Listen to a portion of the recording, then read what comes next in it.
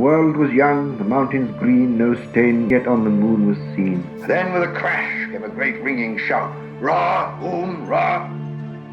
The road goes ever on and on, down from the door where it began. Now far ahead the road is gone, and I must follow it if I can. Hey everyone, it's a beautiful day in Escaroth, the town on the lake. The sun is shining, the birds are chirping, there's not a cloud in the sky. And even though winter is upon us, the fields are lush and green and full of life. We truly live in a paradise on earth. Just wanted to remind everyone that tonight is the annual celebration of Yule, where we gather lots of dry firewood and bits of paper and hay and just kind of like spread it all over the place, just leave it in large piles. Fun time will be had by all. I'm not afraid of fire, are you? Also, Ben, forgot to ask you, what you plan on doing with your share of the rivers of gold that are coming our way after the king under the mountain murders that dragon? It's really tough thinking about what to do when you already live in the unsinkable city. Am I right, crowd?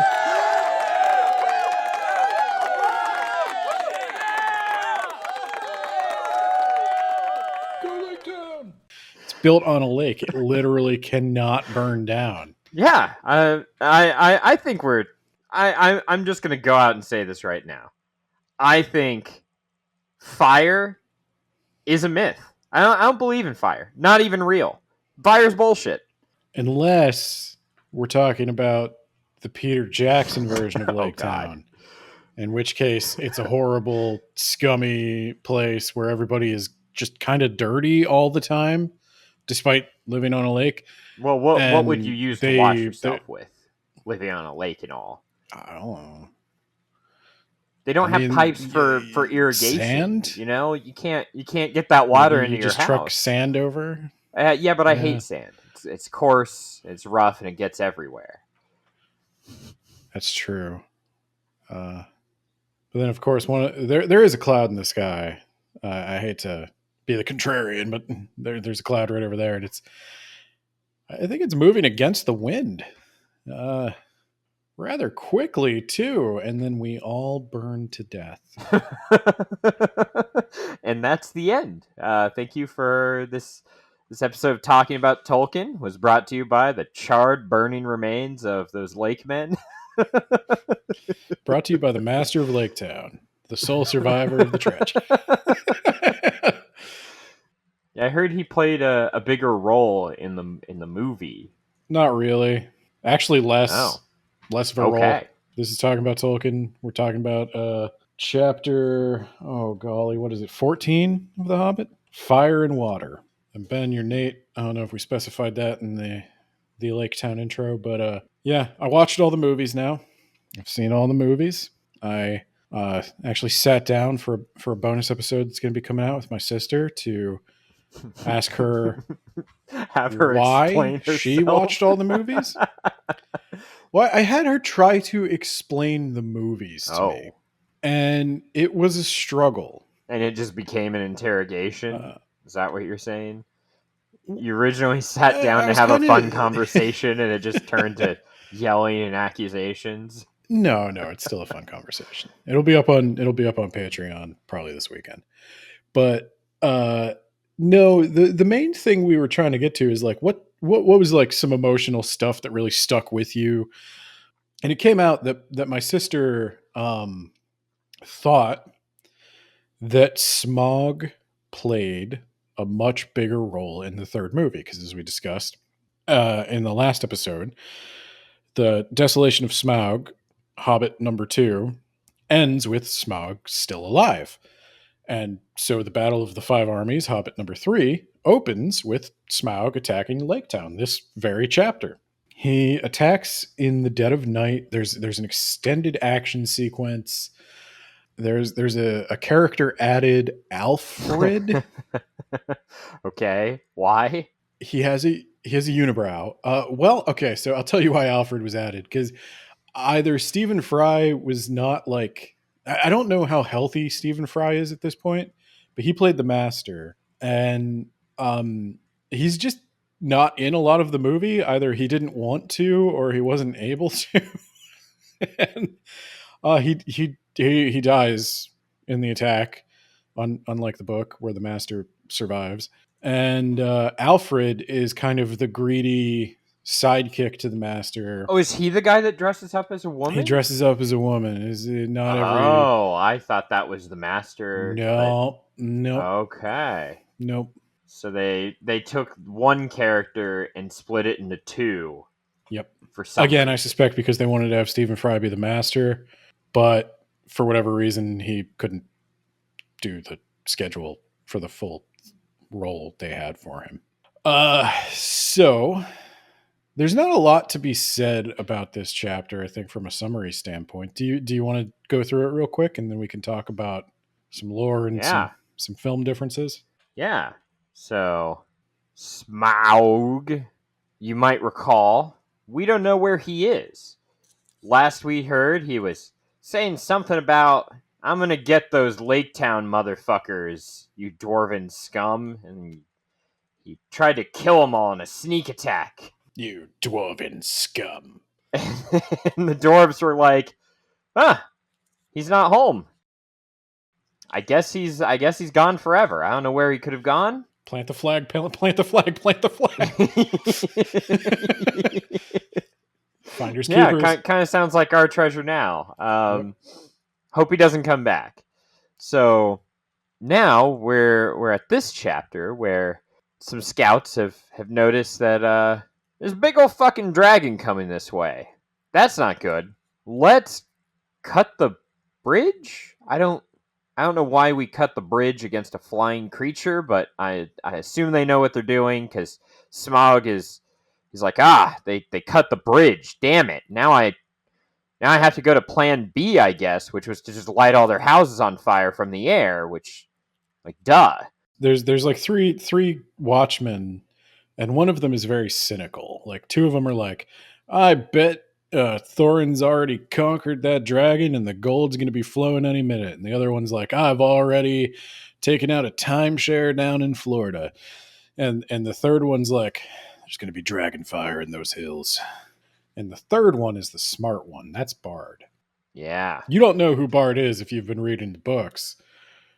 He's a pretty big deal in Esgaroth. He's a descendant of the kings of Dale. He's got royal blood, but he's just a lowly lookout here. Anyway.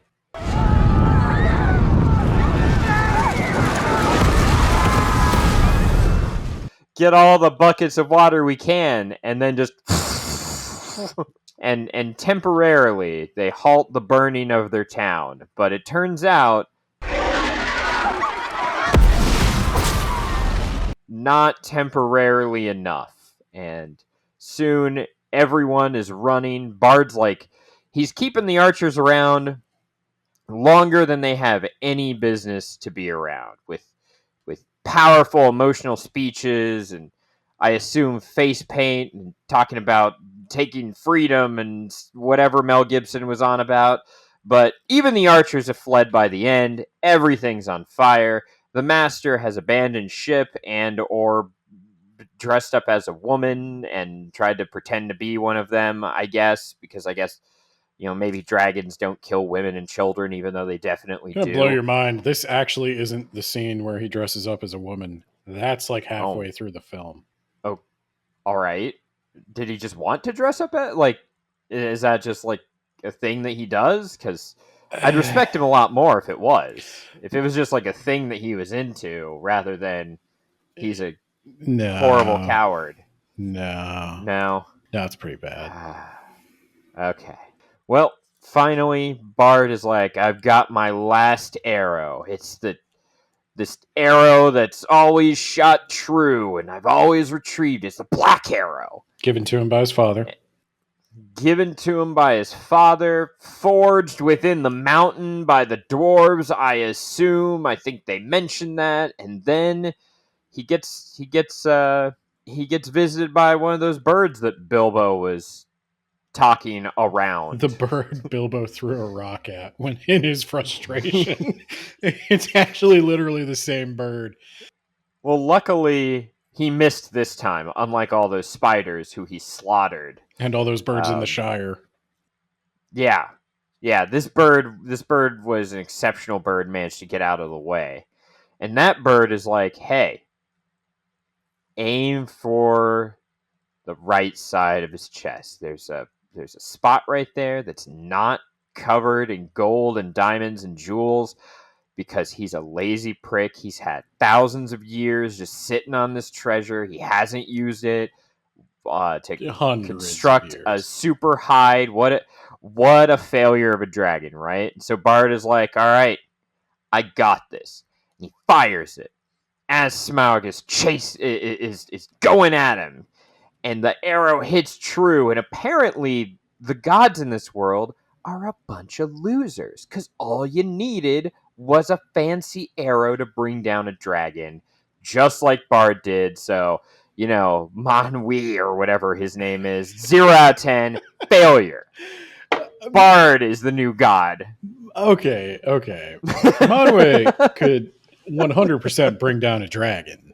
He chooses not to. And I know how that sounds, but literally, he chooses not to. All he needs to do is make an arrow and shoot it. Doesn't even need to sink an entire continent. What a baby. He's using overkill. So yeah, Bard is new god now. And new god now. Wow. It was quite the arrow. The dragon crashes into a lake town.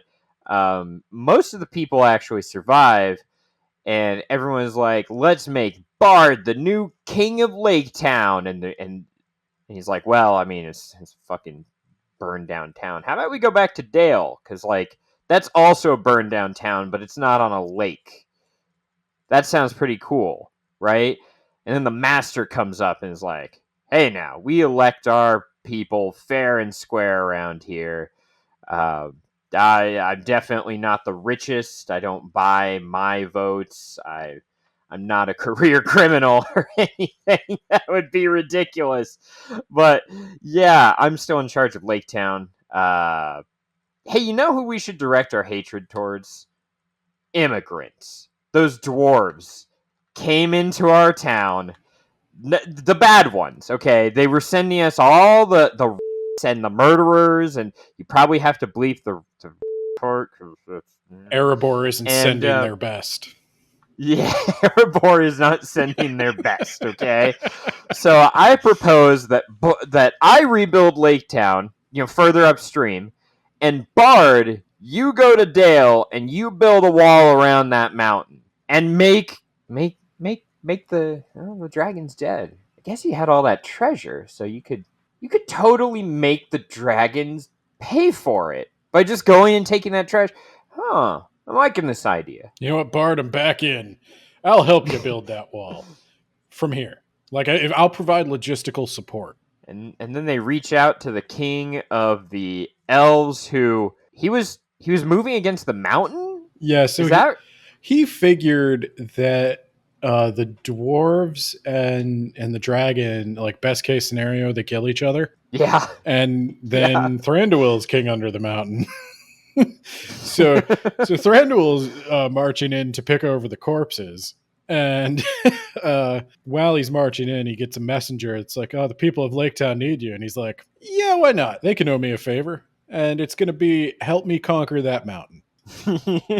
Yeah, you can pay me back with all those riches that are mine now. He sends the elves to the people of Lake Town. They're on the shore of the lake. He helps them build shelters. He provides them with supplies, and it's really he has people there taking pictures so that he can look at me. I'm a good king, guys. Shaking babies, all that kissing PR. hands. Yeah, there you go. He is the reason they make it through the winter. He saves Lake Town. He saves the people of Lake Town. He does a good thing. Yeah, he saves the people of Lake Town. There is no more Lake Town to save. But yeah, Lake Town isn't a place, it's a people. That's from Thor Ragnarok. Yeah, for some reason I was thinking Star Wars, which no. He actually helped them. He didn't just say at least you still have hope, slap him on the back, and then walked off to die. At least you still have hope. Yeah. Okay, well, all my friends are dead. Yeah, but you need to hope harder. But you can hope they might come back. I mean, my friends did, because they're all magic space wizards. Yeah, that happens sometimes. I got like 4 Force Ghosts talking to me right now. Turns out that the Force Ghosts were the schizophrenia we made along the way. That's why they kept lying to me. Oh, God. But yeah, and then they set off the elven army, and Bard the bowman set off with their men in tow. The women, children, elderly, and the master of Lake Town stay behind. And they're going to go try to extract some funds from Thorin to help pay for their part in taking the mountain back, which was they actually killed the dragon. Yeah, not from Thorin. They think he's dead. They're going to extract some funds from the old dragon bank. That's true. You burned it, you buy it. Yep, you burn it, you buy it. I think that's where the chapter ends, right?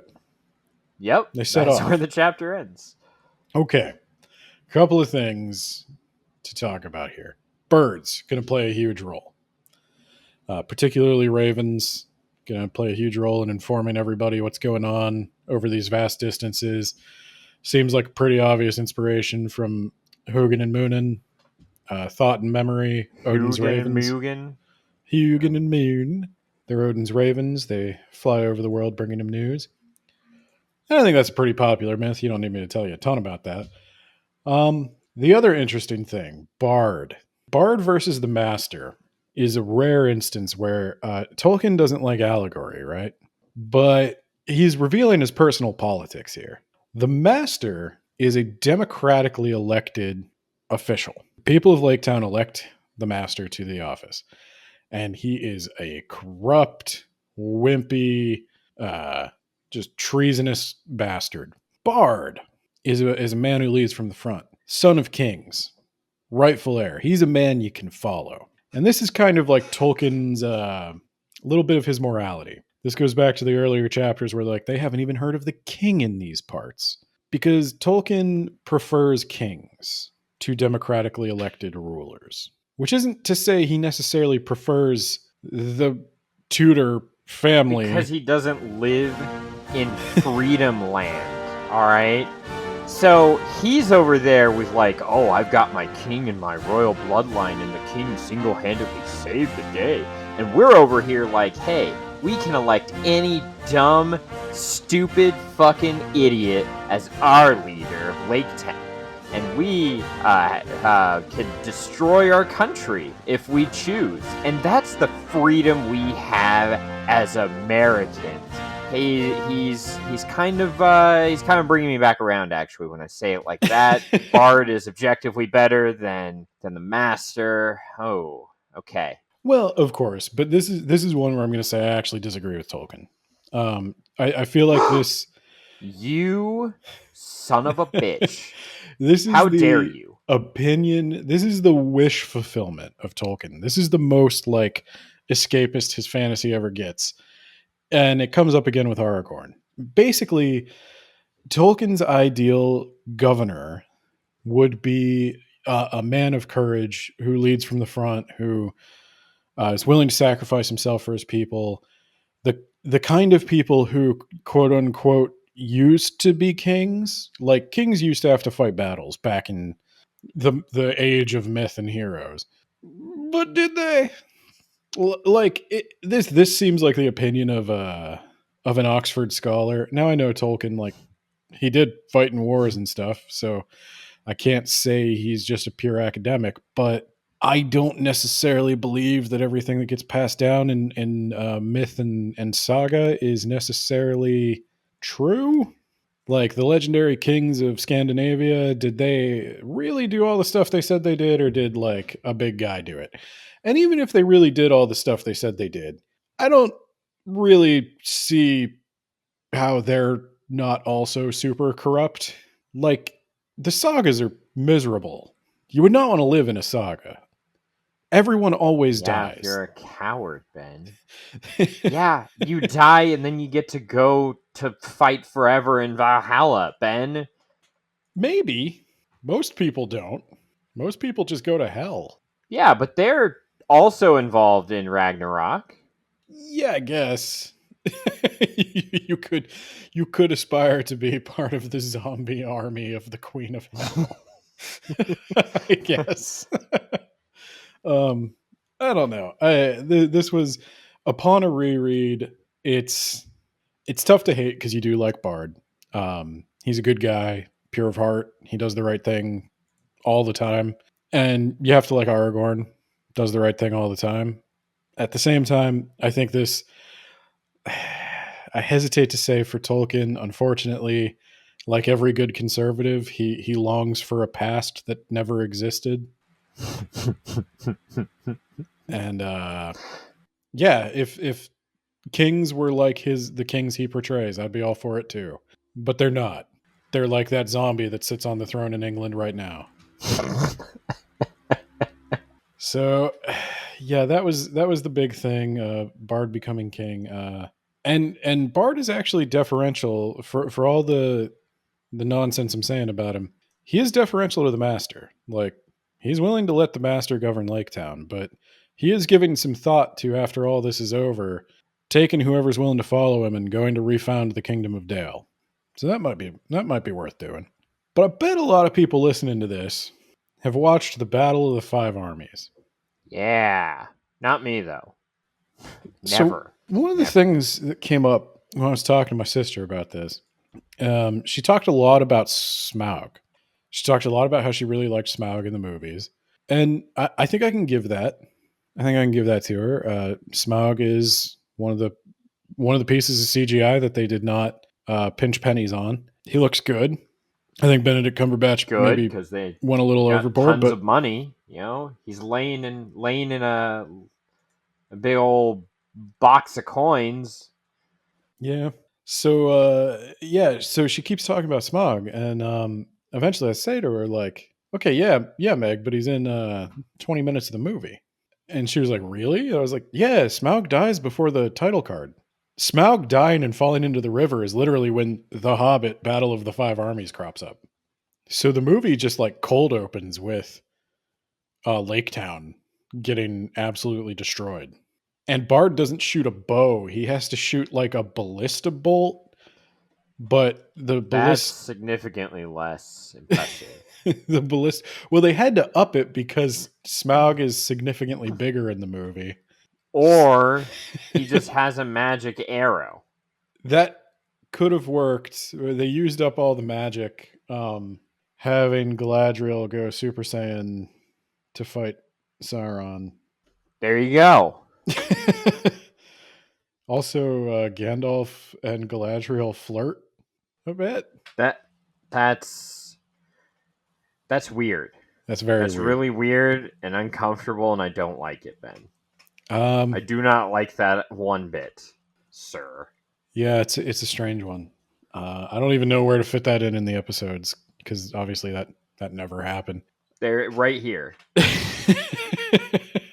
Well, I think we got to talk about all the differences between the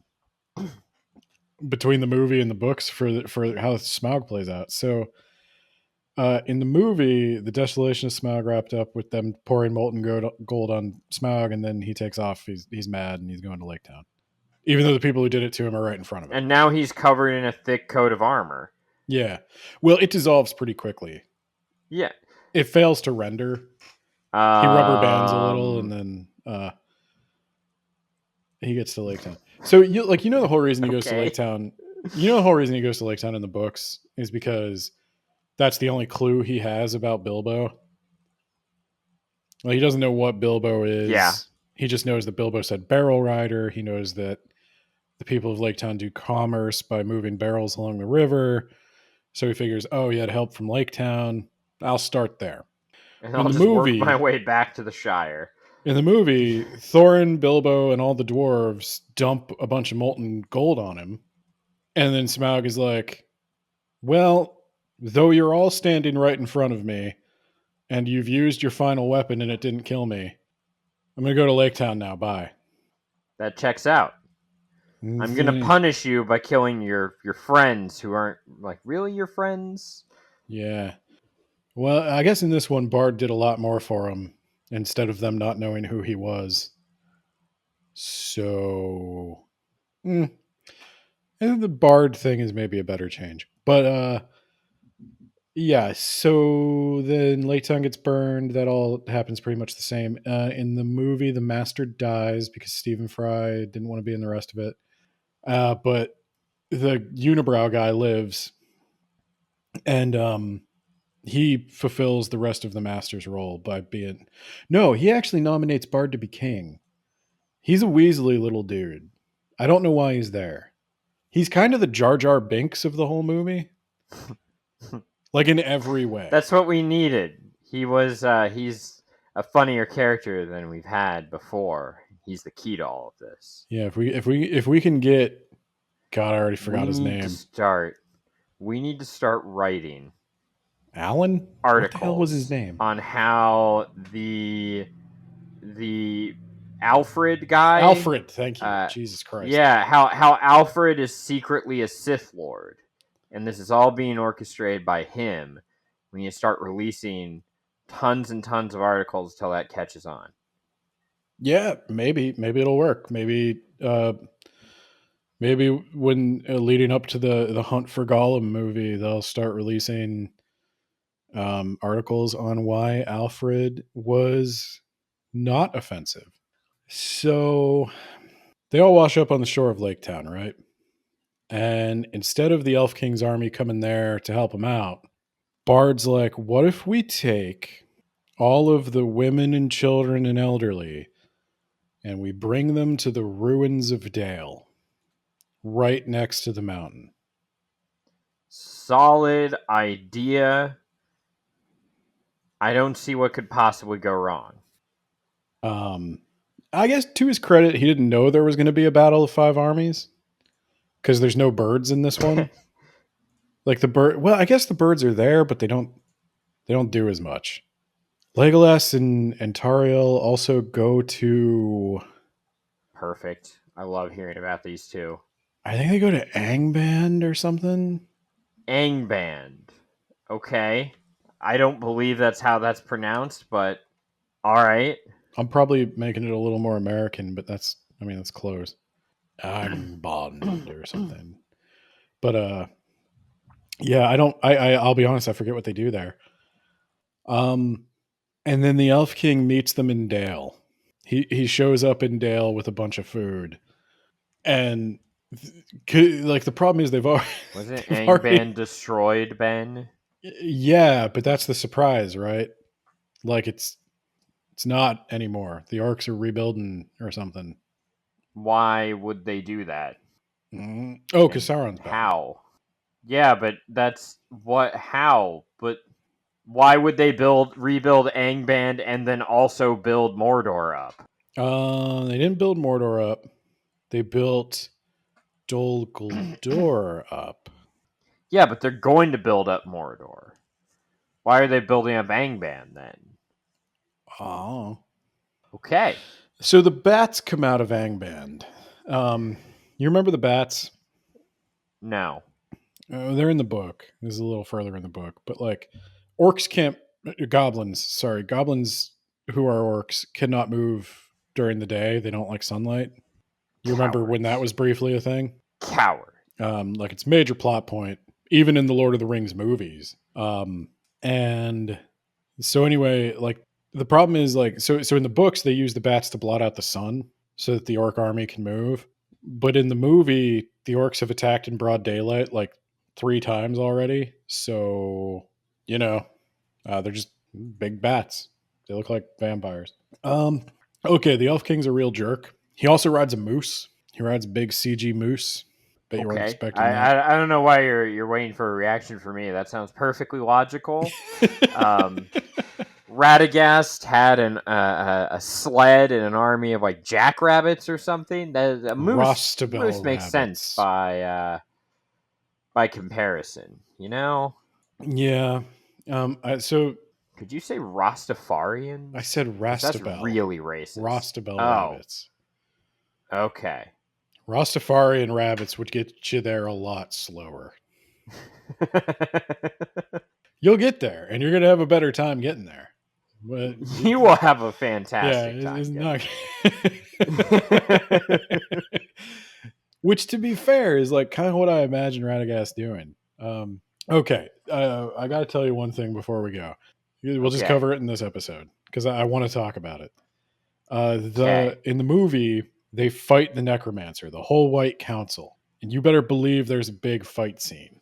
Goddamn right. Who cares about the Hobbit? You know what I'm saying? Like, why do we even bother with this Hobbit story, even though the book is named after him? But like, that's a book. Books are for reading, not for watching. Ben. So Gandalf got his ass kicked by Sauron, right? And the White Council shows up to save him. Galadriel's there, and she's having a time. Maybe she's having some kind of psychic battle with Sauron or something. Saruman shows up. Elrond shows up. Elrond's in full battle gear. He's got a sword out. That's what I always wanted from Elrond. Elrond and Saruman just take on all 9 ringwraiths.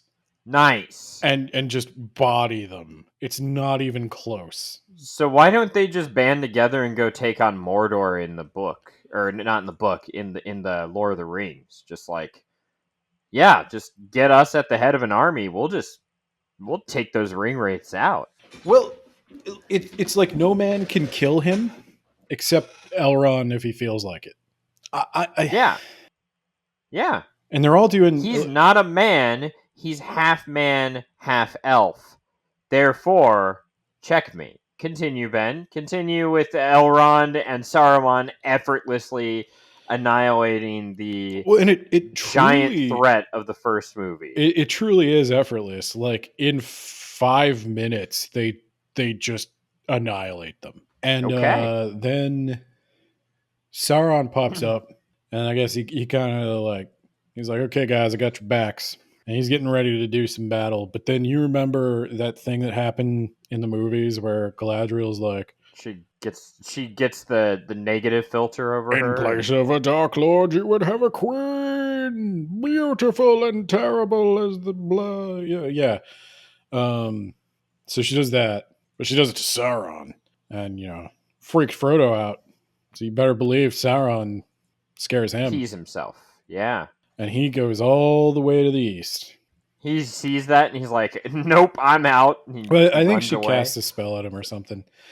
I think he literally sees that. He does a 90-degree turn and it's just, he starts running and the camera just follows him as he runs. Okay, Sauron for like 20 minutes. Well, no, what happens is he shoots into the sky. Because he's... I like my version better. He's a spirit. He doesn't have his body, even though in the books he has his body. I've been over that a million times. So he shoots into the sky, and then he goes all the way east. And then Elrond is like, we should put guards around Mordor. And Saruman is like, leave Sauron to me. But he's also like, don't worry, Sauron can't do anything. He's like, Sauron without the ring, he can't do anything. He's totally like, he sucks. Yeah. Did you see how effortlessly we just tore through him? Easy. Oh, and every orc is the size of a gorilla. I think I forgot to mention that. Of course they are. Why wouldn't they be? Like a different species from the ones in the other movies then. In the movies, they actually did have different costumes for like different orcs from different places. And it was a subtle thing. Just like a nice detail. Yeah. Yeah, I saw all that nerd shit. Yeah. And the Uruk-hai, which are in the books, I'm aware. Mixed with men so that they can travel in sunlight. But every orc can travel in sunlight. So that doesn't matter anymore. And I thought it was just making more Chadley. Well, that too. They added a bit of that Giga Chad, Yeah, but in the movies, they come out of mud because the implications of crossbreeding them with humans is unpleasant. So yeah, I guess next chapter, we will get our heroes to meet, and we'll see what happens. Yeah, we'll see just how petty bitch everyone can be. It's really just Thorin. I'm team everybody else. I don't know, man. I'm Team Bard. The Elf King, go fuck yourself. There's one thing I forgot to tell you because there's no good place to introduce this. Like we talked about it a little bit when we talked about the Desolation of Smaug, but the Arkenstone, it's a really, really, really big deal. Yeah. If you get it, you own the world, Ben. Right. But also, it's kind of like the ring. It's very corrupting. Thorin goes absolutely insane looking for the Arkenstone. Like, I know he goes insane in the books, but like in the book, it kind of works because Thorin isn't like insufferable the entire book. Like you have to be high before you can fall low. You know what I mean? No, in the movie, Thorin is like rings, like dark rings around his eyes, wearing a crown, muttering to himself about the Arkenstone, grabbing Bilbo, and he's like, "Dude, I think one of them took it. I think one of the dwarves took it. You're my only friend, Bilbo. You're the only one I can trust. You let me know if you see any of them up to anything shifty. I think it's one of the ones whose names everybody forgets. Dory, that son of a bitch. Probably isn't Feely or Keely. They're too handsome." Also, Feely and Keely were in Lake Town when the dragon attacked. And why? They had to help get Bard's 2 daughters out. In bed? Oh. No, they're young. Why?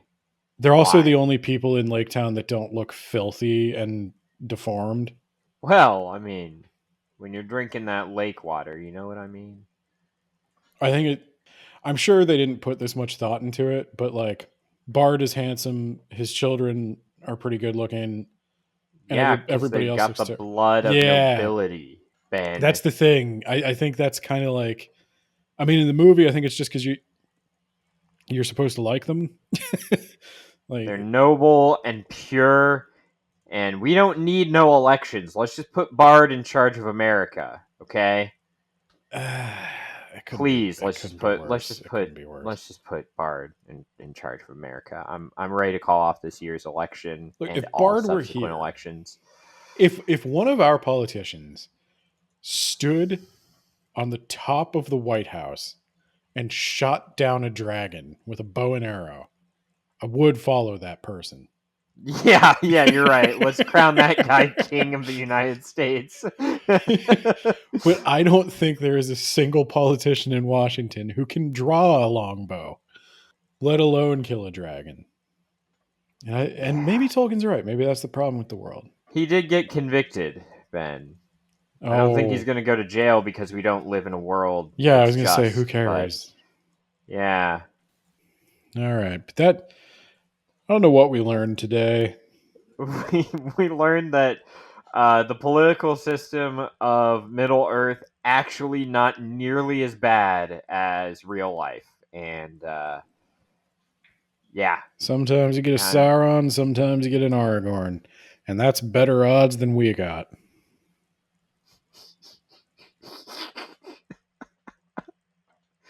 Oh, somebody put me on my misery.